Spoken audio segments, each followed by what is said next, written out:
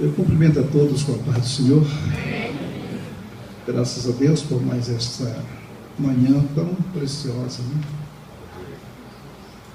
Um dia de chuva ontem, hoje um dia fresquinho. A diversidade divina é tão grande que, se não fosse assim, nada teria sentido, né? E é interessante que Deus faz tudo isso pensando em mim, pensando em você. Glória a Deus. Bem, nosso assunto desse mês aqui, um assunto realmente muito importante, como tem sido todos os temas. E aqui vamos tratar sobre o ouvindo e o quê? E praticando, né? Ouvindo e praticando. Eu gostaria que você abrisse a sua Bíblia no livro de Levíticos, o capítulo 14. Vamos ver aqui um texto. Não é para pretexto, porque tem alguns pregadores que pregam um texto com um pretexto, depois sai o texto e nunca mais volta para ele. Mas apenas para a nossa introdução, né? Glória a Deus. Mas aparentemente não tem nada a ver com o assunto, mas vamos ver o que temos aqui. Levíticos 14. Aqui, Levíticos 14, a palavra de Deus declara o seguinte: disse o Senhor a Moisés: esta será a lei do quem? Do leproso. No dia da sua purificação, será levado ao sacerdote. Lepra, naquele tempo, era uma doença muito asquerosa, como ainda é.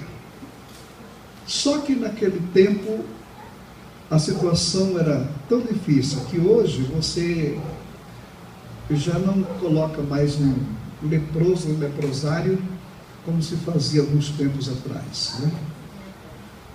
Eu estive visitando aquela colônia lá no Amazonas, a colônia Pedro Aleixo, né?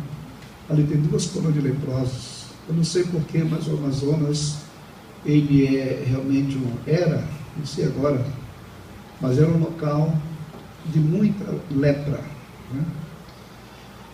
E o leproso, fosse de que família fosse, ele teria que ser afastado do meio da sociedade, né?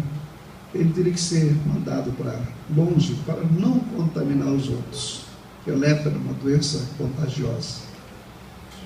E eu visitei essa colônia de leprosos e fui pregar numa congregação que tinha dentro dessa cidade de leprosos. E quando eu cheguei ali, o meu colega, antes de todos, daqui a pouco chegou o pastor Pedro, era um pastor leproso, então ele era pastor de leprosos, e daqui a pouco a congregação começou a encher. Eram pessoas que vinham sustentadas umas pelas outras, carcomidas pela doença, e meu coração se partiu naquela hora, e só voltou a se alegrar quando eles começaram a cantar, né? Quando eles começaram a cantar aquela música, Muito Mais Que Milionário, né? Como é que pessoas naquela situação, né, naquelas condições, tinham força para cantar aquele hino, Muito Mais Que Milionário? Mas naturalmente o crente sabe que existe uma esperança. Seja que corpo for, um dia ele vai ser transformado num corpo de glória, né? E não teremos mais limitações nenhuma. E essa era a esperança que tomava conta do coração daquelas pessoas, né? Levíticos capítulo 22, ainda Levíticos 22, pule mais adiante um pouco. Olha o que nos diz aqui a palavra do Senhor, né? Capítulo 22, de Levíticos.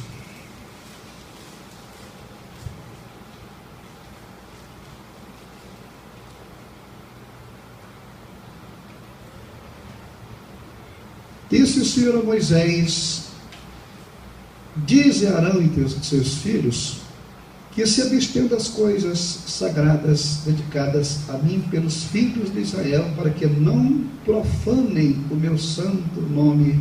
Eu sou o Senhor. Diz-lhes: todo homem entre vossas gerações, de todas as vossas descendências, se chegarem às coisas sagradas que os filhos de Israel dedicam ao Senhor, tenha sobre si a sua imundícia. Aquela alma será eliminada diante de mim. Eu sou o Senhor. Ninguém da descendência de Arão que for leproso ou tiver fluxo comerá das coisas sagradas até que sejam limpos, como também o que tocar alguma coisa imunda por causa de um morto ou aquele que quem se der a emissão do sêmen.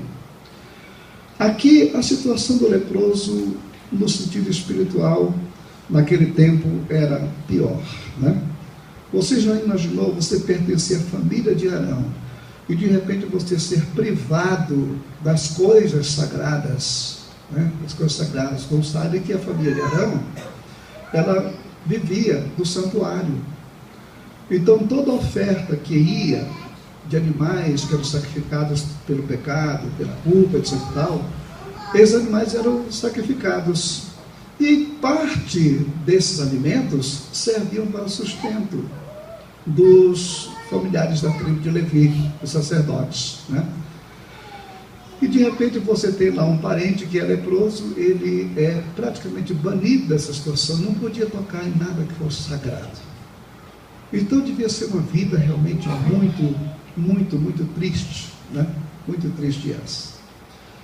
Ainda em Números, logo mais adiante, capítulo 5, logo depois de Levíticos veio o livro de Números, o capítulo 5, o capítulo 5 de Números, que declara o seguinte: disse o Senhor a Moisés: ordena aos filhos de Israel que lancem para fora do arraial todo leproso, todo aquele que padece fluxo e todo imundo por ter tocado em algum morto. Lança fora, manda para o arrebalde, não pode conviver socialmente, tem que ir lá para a colônia dos leprosos, lá para a região montanhosa, separada exclusivamente para que o leproso ele vivesse, né? Então você pode observar aqui que a vida de um leproso era morto-vivo, pessoa sem poder compartilhar da sociedade, sem poder viver ali no meio dos seus parentes, dos seus amigos, do culto, não é? De uma mesa farta, de uma convivência social. Então isso tudo naturalmente era uma condição muito triste, né? Agora, se você for observar na Bíblia, a Bíblia nos mostra que a lepra, ela nada mais é do que uma figura do pecado. Então, isso tudo que acontece com o pecador, não é? Essa forma de se afastar da congregação, tudo muito bem, da parte de Deus, isso é a vida de um pecador. O pecador ele pode estar sorrindo no meio da sociedade, tudo muito bem, mas espiritualmente ele está totalmente banido, ele está fora, está distante. Mas o que nos chama a atenção hoje aqui é fisicamente a vida de um leproso, não é? E como nós vimos lá no Levítico 14, o leproso, quando ele conseguia a cura, que naquele tempo era uma coisa muito difícil, não existia, né? Quando ele conseguia, ele teria que ser analisado por uma equipe sacerdotal que iam tirar a roupa dele, analisar ponto por ponto para ver se estava limpo, para ser considerado limpo. Aí depois sim é que ele ia oferecer sacrifício de uma rolinha, de uma pombinha, derramar o sangue de um animal, para comprovar que ele estava pronto agora para voltar ao convívio social. Mas isto, eu não vejo na Bíblia nem no relato de algum leproso que tenha tido essa cura, né? E ter voltado, tido ao sacerdote. Então, isso aqui, na realidade, era uma vida muito precária, muito difícil, né? Mas, vamos dar um pulinho agora no Novo Testamento. Vamos para Lucas. Lucas, no capítulo 17. Lucas, no capítulo 17. E vamos ver o que a palavra de Deus ela nos mostra aqui em Lucas, capítulo 17. O versículo 11 em diante. Todos acharam? Lucas 17, 11. Nos declara o seguinte, que de caminho para Jerusalém, passava Jesus pelo meio de Samaria e da Galileia. Ao entrar numa aldeia, saíram-lhe ao encontro 10 leprosos. Rompendo uma tradição, ou uma lei, ou uma norma, estas pessoas se aproximam de Jesus, porque para eles seria ou tudo ou nada, entendeu? Se morrer, já estamos mortos, né? Praticamente. E se alguma coisa acontecer, então vai ser muito importante. Então, entrando numa aldeia, saíram ao encontro 10 leprosos, se afastaram da região deles, da colônia, da montanha, das covas onde eles viviam, né, vieram, que ficaram de longe, e gritaram dizendo: Jesus, mestre, compadece-te de nós. Tem compaixão de nós, tem misericórdia de nós. Irmãos, aqueles leprosos, eu não sei qual era o pensamento deles. Nós podemos simplesmente fazer aqui algumas conjecturas. Porque para esses leprosos viram o encontro de Jesus, é porque eles já tinham ouvido falar de Jesus. Eles já tinham conhecimento de que Jesus Cristo, ele poderia fazer alguma coisa, milagres, né? Eles já tinham ouvido falar do grande amor do Senhor. Já tinham ouvido muita história, com toda certeza, né? E foi isso que os moveu para vir, e agora estão de longe aqui, clamando: tem misericórdia de nós. Eles esperavam naturalmente que Jesus dissesse assim, como disse para aquele cego: trazer ele aqui, aproxime-se daqui, né? Que eu vou orar por eles, alguma coisa aconteça. Mas olha só, ao vê-los naquela distância onde eles estavam, ao vê-los, disse-lhe Jesus: ide e mostrai-vos aos sacerdotes. E aconteceu que, indo eles, foram o quê? Purificados. Observe só esta cena, ou este quadro extraordinário que nós temos aqui, né? Aqueles homens, quando Jesus disse: ide mostrai-vos ao sacerdote, eles ficaram pensando: você está doido? Eu estou aqui todo leproso e está mandando mostrar o que para o sacerdote? Mostrar o que para o sacerdote? Ir lá no templo, como vão nos matar pelo meio do caminho? Vão nos apedrejar? Não é? Isso. Mas diz a Bíblia que do jeito que eles estavam, eles deram meia volta e foram ao encontro. E enquanto eles iam, o que foi que aconteceu? Foram o quê? Curados. Qual é o tema do nosso mês? Ouvindo, eles ouviram Jesus. Eles ouviram a determinação de Jesus. E não discutiram, não duvidaram. Eles simplesmente obedeceram e foram curados. E se apresentaram ao sacerdote. Foram devolvidos ao convívio da sua família. Só por este fator na vida, porque eles ouviram e puseram em prática aquilo que o Senhor declarou. Aquele que ouve e pratica, aí está o segredo. Quantas vezes Deus tem falado conosco, irmãos queridos? Quantas vezes Deus tem falado ao nosso coração? E nós muitas vezes duvidamos, ou não colocamos em prática, ou deixamos para um segundo plano. Se nós, ao ouvirmos a sua voz, e estamos ouvindo a voz dele diariamente. Se você lê a Bíblia, você está ouvindo a voz do Senhor todo dia. O salmista diz: como eu amo a tua lei, é meu prazer de dia e de noite. O salmista dizia que eu tenho contato com Deus antes do nascer do sol, durante o dia e depois do pôr do sol. E ao pôr do sol. Porque, irmãos, vale a pena. Não existe nada melhor neste mundo do que saber ouvir a voz do Senhor.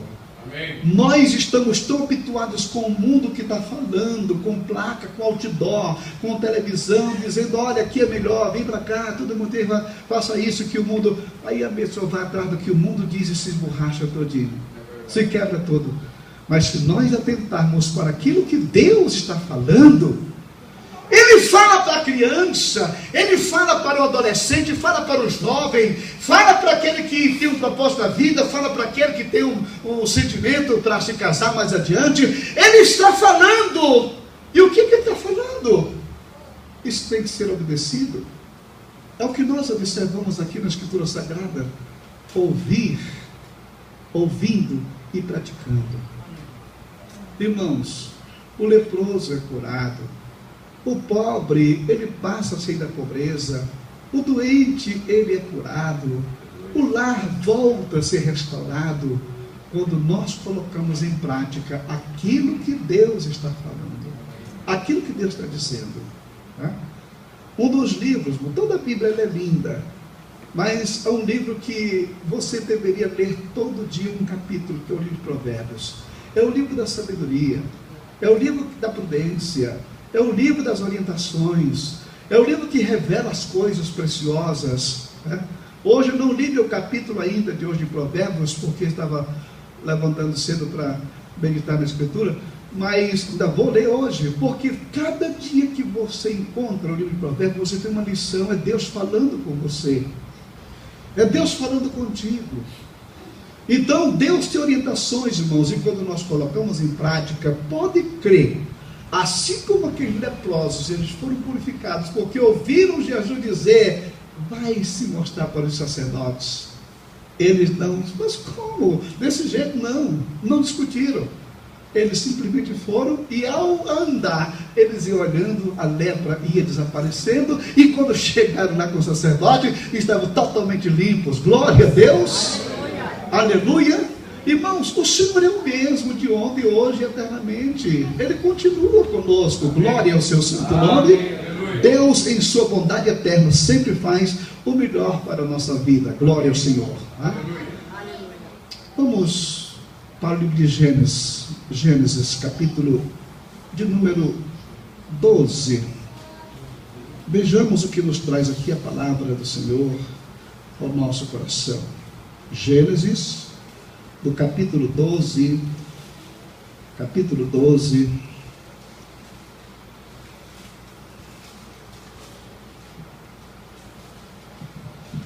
aleluia, capítulo 12 de Gênesis. Ora, disse o Senhor a Abraão, sai da tua terra, da tua parentela, da casa de teu pai, vai para a terra que eu te mostrarei. De ti farei uma grande nação e te abençoarei, te engrandecerei o nome, se tu uma bênção. Abençoarei os que te abençoarem, amaldiçoarei os que te amaldiçoarem, em ti serão benditas todas as famílias da terra. Versículo 4. Partiu, pois, Abraão. Partiu, pois, Abraão. Irmãos, dentro do plano de Deus, existem coisas que parecem loucura. loucura. Tá? E esta é uma dessas loucuras santas que somente Deus sabe como fazer. Neste momento Deus chega onde? Na Mesopotâmia. Não existia Jerusalém, Israel, essas coisas ainda, né? Lugar muito idólatra como era lá na Mesopotâmia, né? Onde estavam ali aqueles homens que olhando para os astros e cientistas. Mas a idolatria na Mesopotâmia, ela era grande, e principalmente Ur dos Caldeus. Ur dos Caldeus era um lugar de idolatria muito forte. Inclusive, a história mostra que o pai de Abraão, ele era um verdadeiro idólatra. E ele era um regime patriarcal. Naquela época, era tudo em torno da família. O filho podia até se casar, mas ele ia morar do lado do pai. Formava o clã, formava uma sociedade, formava uma cidade ali só da própria família. E ele via tudo aquilo ali junto, entendeu? Aquilo era uma amizade, todo mundo se conhecia, se respeitava, tudo. Você vai buscar uma origem, tem lá uma origem familiar de cada um. O DNA era praticamente comum a todos, mas o ambiente ali estava realmente contaminado. Agora, eu não sei lhe dizer, irmãos queridos, porque a Bíblia declara que a fé, ela vem pelo ouvir, né? Imagine você morar no meio de uma sociedade que você nunca ouviu a Bíblia, nunca ouviu a palavra de Deus, nunca ouviu nada sobre Deus, e ter fé em Deus. Como é que pode ser isso? E de repente aquele moço lá, em Ur dos Caldeus, né, chamado Abraão, ele ouve uma voz, ele não viu, né? Só Deus falou com ele. De que maneira? Não sei, né? Não sei. Sai da tua terra e da tua parentela para o lugar que eu te mostrarei. Você imagina que absurdo. Você pode calcular o sofrimento de Abraão para desvincular, para cortar os umbigos familiares, né, do seio da família e sair. Talvez nunca tivesse saído de Ur dos Caldeus, nunca, não é? Mas de repente vem esta ordem, vem esta voz, vem esta palavra, e sai da tua terra e da tua parentela para o lugar que eu te mostrarei. E você imagina nesse momento Abraão pegando nesse momento a sua esposa, pegando os seus cacarecos e colocando em cima de uma carroça puxada por uma junta de boi, uma coisa qualquer, né? E quando está arrumando ali, o pessoal, os vizinhos, os parentes, amigos, colegas, observando aquilo. Para onde vai, Abraão? O que está acontecendo? Né? O que está acontecendo? Imagine Abraão ter que explicar isto, ter que explicar este quadro. Era uma coisa realmente louca, né?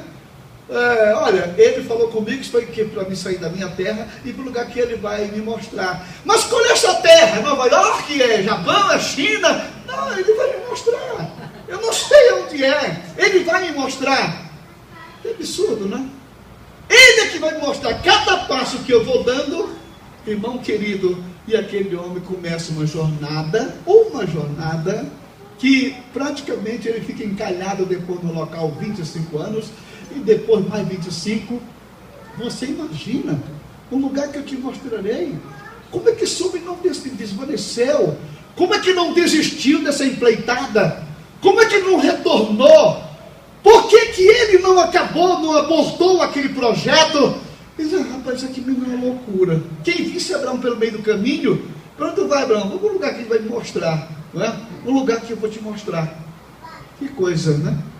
Mas aqui nós encontramos Deus falando com Abraão, dizendo, de ti farei uma grande nação, abençoarei, engrandecerei o teu nome, ser uma bênção, abençoarei os que te abençoarem, né? E os que te amaldiçoarem serão amaldiçoados, e em ti serão benditas todas as famílias da terra. Partiu, pois, Abraão, como lhe ordenara o Senhor, e Ló foi com ele. Partiu e ele foi. Irmãos, o resultado dessa história, nós já conhecemos pela Bíblia, que este patriarca, depois de peregrinar em terra estranha, indo para o lugar que Deus iria lhe mostrar, aí nós encontramos na realidade a fé em ação de uma maneira toda especial. Este homem tornou-se, através de um simples filho, pai de uma numerosa nação. E hoje, nós que estamos aqui, conforme diz a Bíblia, em ti serão abençoadas todas as famílias da terra, em ti serão abençoadas. Nós somos abençoados devido ao passo que Abraão deu lá no passado. Se ele não tivesse dado aquele passo, irmãos queridos, Israel não existiria. Se Israel não existisse, não existiam os profetas, não existiam os patriarcas, não existia a Bíblia, não existiria talvez Jesus, porque o plano teria sido abortado ano passado. Mas um homem ouviu a voz do Senhor e obedeceu. Aqui está o segredo. Aqui está o sucesso. É ouvir Deus e obedecer. É saber que Ele está falando com você. Amém. Nós muitas vezes queremos ouvir Deus através de uma profecia. É muito bom quando Deus fala a nossa vida através de um profeta, de alguém que você conhece a sua idoneidade e sabe que é Deus que está falando, né?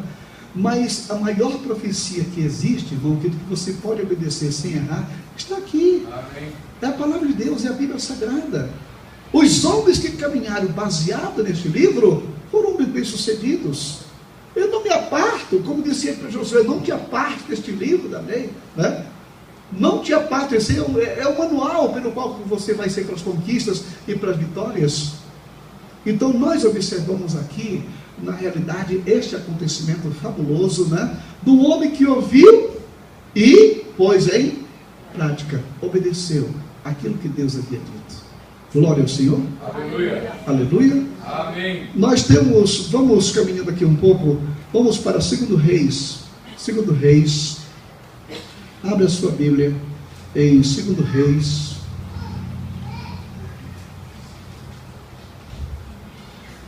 O capítulo de número 4. Capítulo 4.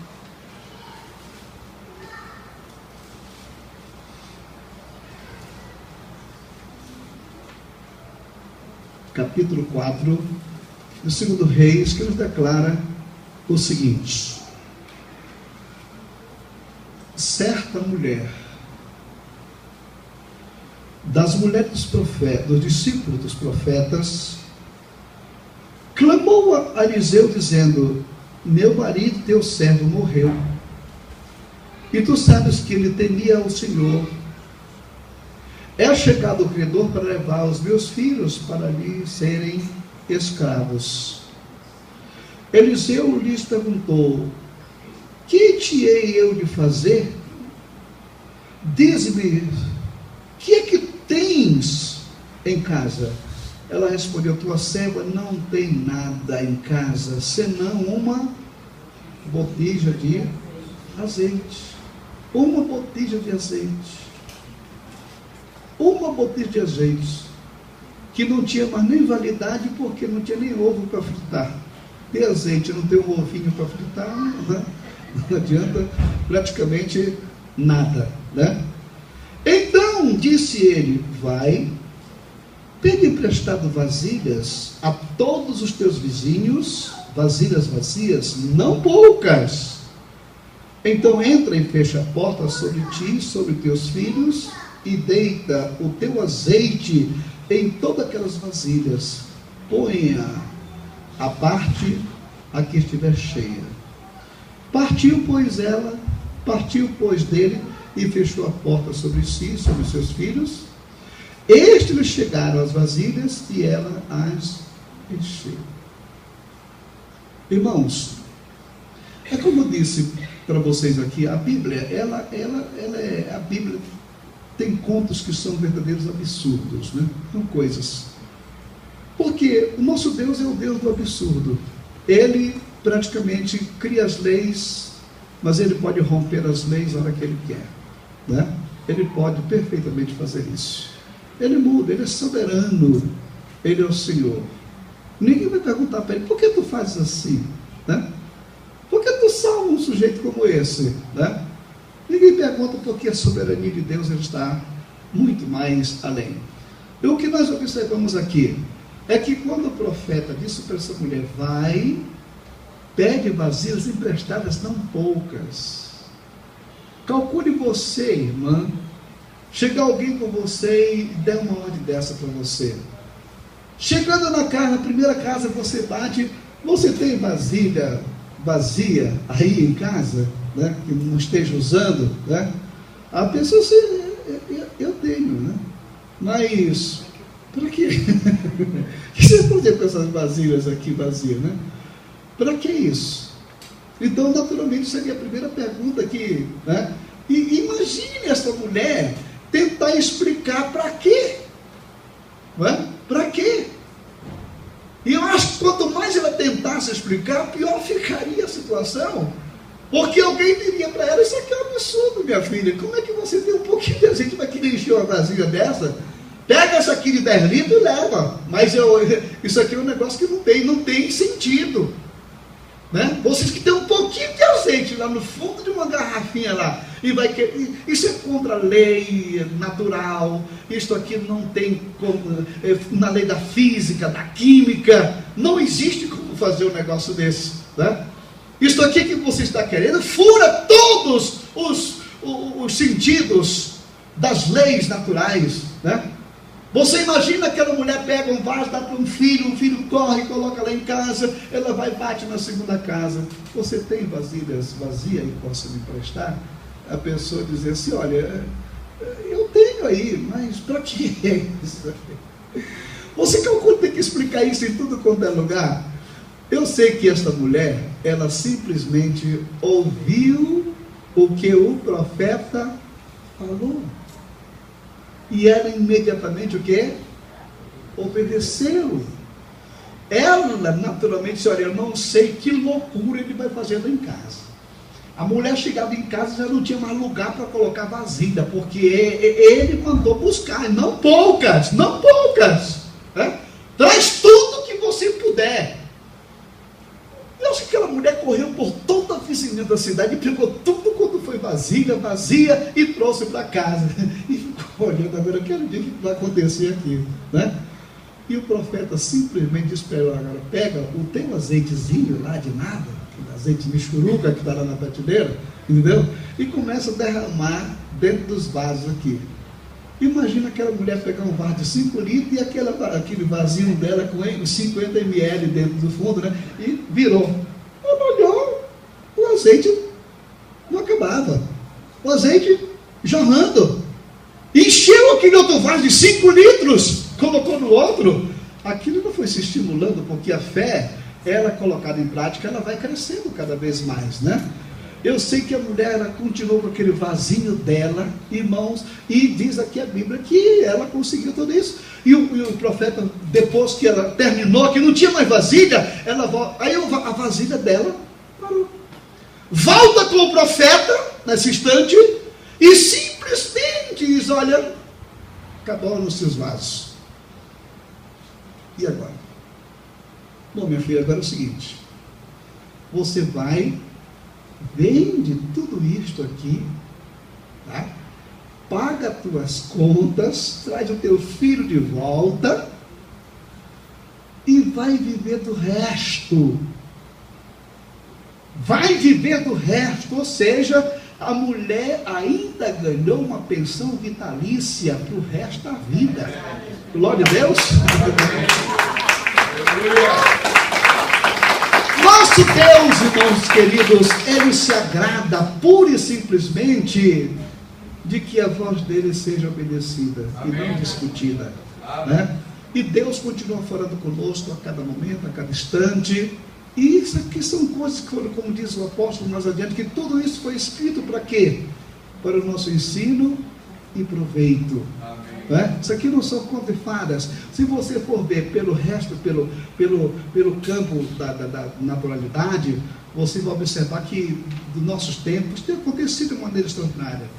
O mundo se viu privado disso a partir da época do primeiro século, quando o Espírito Santo foi derramado sobre os crentes. Depois não se ouve falar, porque houve muita oposição, muita perseguição, e passou-se quase que 16 séculos sem ouvir falar do Espírito Santo. Aí quando chega já no princípio do século passado, Deus manda um avivamento poderoso lá em 1916, na Rua Azusa Street, nos Estados Unidos, que dali começou a se espalhar pelo mundo inteiro a mensagem pentecostal dos milagres, da cura. Então o Espírito Santo, ele está ainda hoje atuando de uma maneira poderosa. Milagres têm acontecido na nossa vida. Você está vivo aqui nesta manhã, é um milagre de Deus. Se fosse ter testemunho de irmãos aqui, alguém ia dizer: eu já era para ter morrido há muito tempo, mas o milagre aconteceu e eu estou aqui hoje. Glória a Deus, né? Eu estava numa situação tal, de repente Deus veio, né?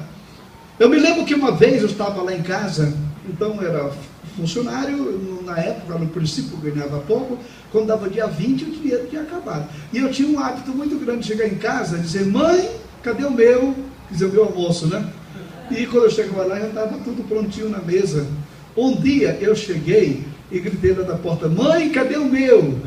Ela disse: filho, hoje só tem prato emborcado aí. A senhora colocou o prato na mesa? Está emborcado lá na mesa, só não tem nada.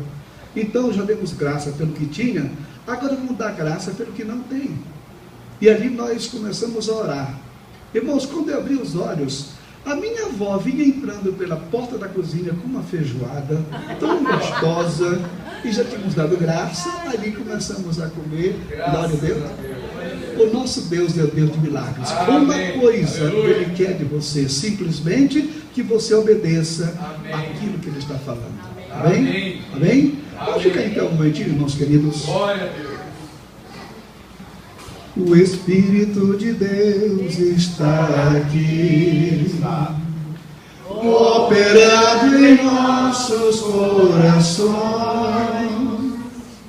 trazendo sua vida e poder, ministrando sua graça e amor.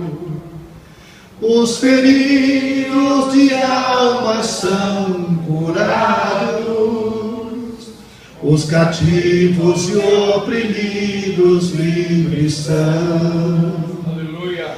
Os enfermos e doentes são sarados, pois o Espírito de Deus está aqui. Pai, eu quero contemplar tua glória e majestade. Aleluia. Pai, eu quero te adorar em espírito e em verdade, não apenas no átrio ou no santo lugar. Eu quero te entronizar entre os querubins. Oh, leva-me à sala do trono, pelo novo e vivo caminho, pelo sangue de Jesus, o eterno e sumo sacerdote. Oh, leva-me à sala do trono, para te adorar, Senhor.